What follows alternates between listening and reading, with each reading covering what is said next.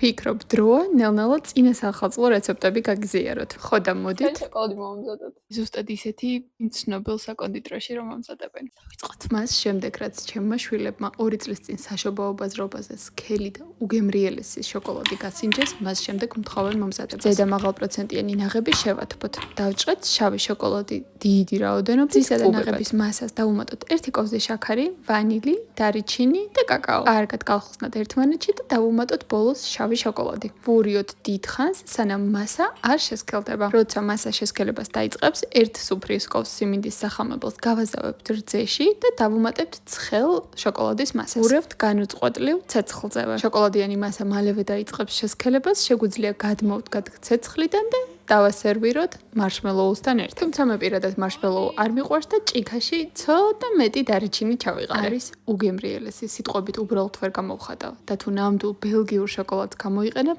დამიჯერეთ 100 ჯერ უფრო გემრიელი იქნება. შეინახეთ ეს რეცეპტი, გამოგადგებათ.